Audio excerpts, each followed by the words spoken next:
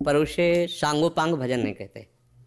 सांगोपांग भजन कहते हैं पहले ये स्वीकार करना, ये संपूर्ण सृष्टि श्री भगवान की है, इसे आस्तिकता कहते हैं और ये सत्य वस्तु है।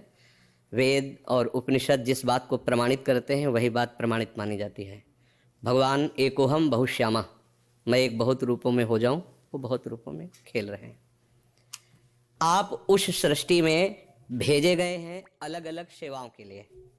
कोई डॉक्टर है, कोई मास्टर है, विविध प्रकार के अभिनय करके हमको अपने स्वामी से इनाम लेना है। किसी को वैरागी का अभिनय है, किसी का रागी का अभिनय है, लेकिन सबका एक अब स्वांग दिया गया है। अपने स्वांग को ठीक से निभा लो तो इस माया प्रपंच से मुक्त हो जाओगे, इनाम मिलेगा।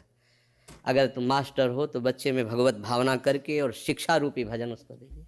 जो जिस क्लास की शिक्षा, ईमानदारी से आपके अंदर यही हो कि हे प्रभु, आप बालक रूप से हमारे सामने आए हो, मैं आपको शिक्षक रूप से शिक्षा दूंगी। और उस समय यदि भगवत भाव रहा तो आपने जितने घंटे बालकों को पढ़ाया वो भजन ही है, उससे बिलक नहीं।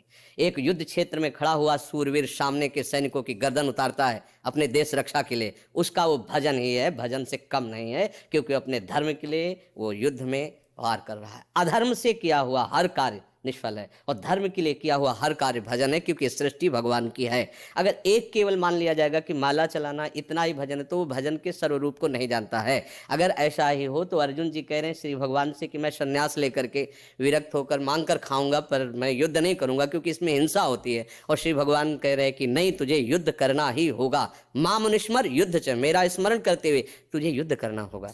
तो हमें ये बात समझनी कि हमको जो स्वांग मिला उसमें हम बेईमानी न करें। अगर आप डॉक्टर हैं तो मरीज रूपी भगवान की सर्वतोभावेन सेवा, आपको जो स्वांग मिला है आप उसमें बेईमानी मत कीजिए, सत्यता से चलिए, वही आपका भजन बन जाएगा, उसी से भगवान प्रसन्न हो जाएंगे। पर ये स्मृति रहे कि मैं किसका कार्य कर रहा हूं, बस अगर ये स्मृति चली गई तो अहंकार आ जाएगा।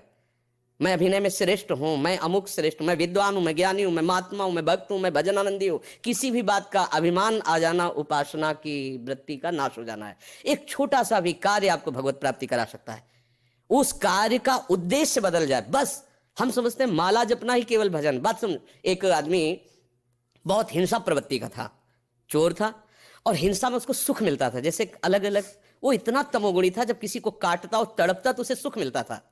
सैकड़ों हजारों को ऐसे काटता था। एक दिन एक महात्मा उसके मार्ग से जा रहे थे, मिल गए, उसने उनको भी वैसे ही प्रताड़ित करना चाहा। तो भगवत प्राप्त महात्मा थे, उन्होंने कहा कि बच्चा, इससे तुमको क्या मिलता है? तो संतों के दर्शन से, संभाषण से अंतःकरण की मलिनता का नाश होता है।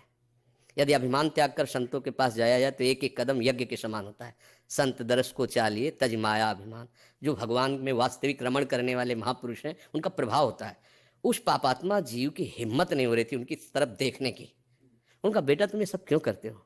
तो उन्होंने कहा सुख के लिए करता हूँ, संपत्ति छीनता हूँ, मारता हूँ। इसे बोले अभी तुम सुख की पहचान ही नहीं जानते हो, किसे सुख कहते हैं? तो उनका फिर मुझे बताइए आप सुख किसे कहते हैं? तो बोले हमारी बात तुम्हें तभी समझ में आएगी तब तुम निष्पाप हो गए, क्योंकि पापवंत कर सहज स्वभाव भजन मोहिते ही भावन। बोले महाराज क्या करूं जिससे मैं निष्पाप हो जाऊं? तो उनका हमारे भारत में पवित्र देश है, उनमें आप भ्रमण करो, अवगाहन करो, तुम पवित्र हो जाओगे। निष्पाप करने के लिए हमारे बहुत से तीर्थ हैं भारत में, तीर्थपाद प्रभु ने उनको प्रकट किया है। तो महाराज हम कब जानेंगे पवित्र हो गए? तो सिद्ध महापुरुष थे, उन्होंने एक शुष्क लकड़ी दी, सूखी हुई लकड़ी दी, कहा इसे ले जाओ और जब ये हरी होने लगे, इसमें किनगा आने लगे, तो तुम समझ लेना तुम निष्पाप हो गए। चला, ताना नहीं लगा सकते, क्यों? अभ्यास नहीं। और ऐसे भी है, ऐसे मार देंगे, क्यों? अभ्यास। ऐसे आपने